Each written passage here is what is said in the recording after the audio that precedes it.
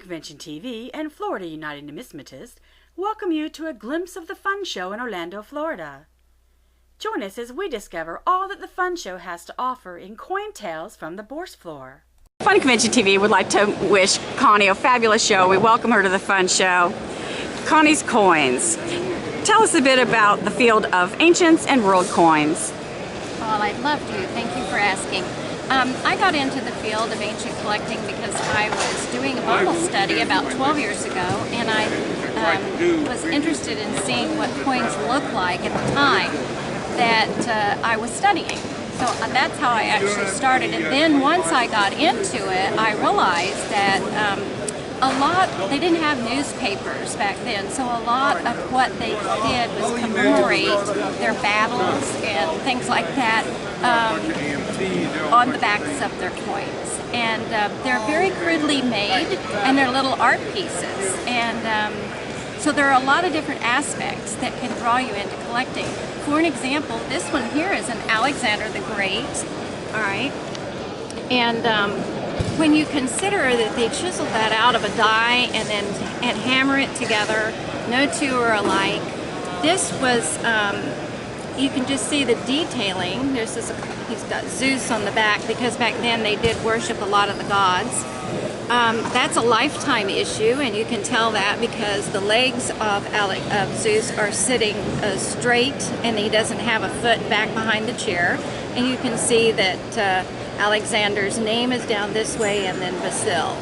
So that makes that coin a lifetime issue versus another Alexander the Great here, which you can see is different.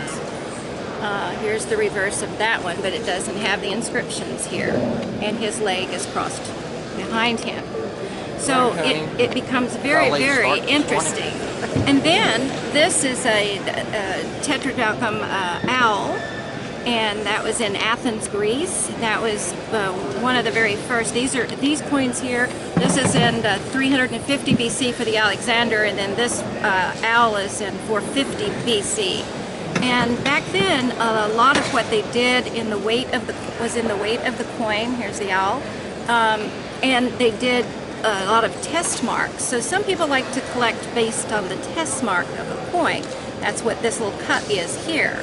And when you turn it over, this happens to be right in the owl's head. But it makes a very interesting thing when you're studying it, what they were trying to commemorate at the time. And this can be true also for coins like shipwreck coins, such as these. They have a great story to tell. This is a cob that really means cut off the bar, all right, where they took a bar of silver, they cut it off and then shaved it down until it was the right weight, all right, and then they hammered the die cut onto the obverse and the reverse. And so those are very interesting, and you know, these were made in a different period. These coins here were from Silver Harbor shipwreck. We've got some here from the 1715 shipwreck. So there are a lot of different aspects of collecting. Okay, and what advice would you give the ancient world coin collector?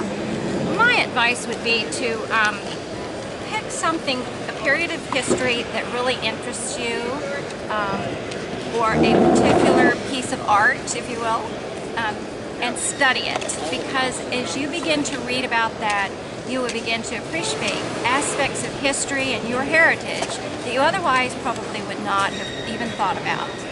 Thank you very much for your time. We really appreciate it. Fun Convention TV welcomes you again, and we hope that you have a fabulous show. Thank you.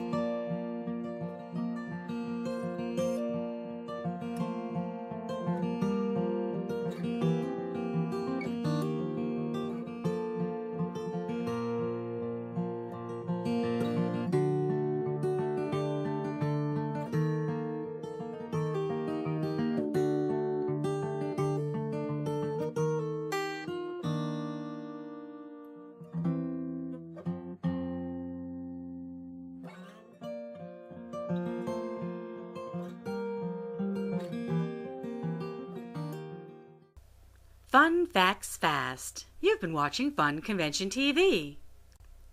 Visit Fun Forums for fun show updates, videos, articles, photos, and more. Fun Forums, it just makes sense.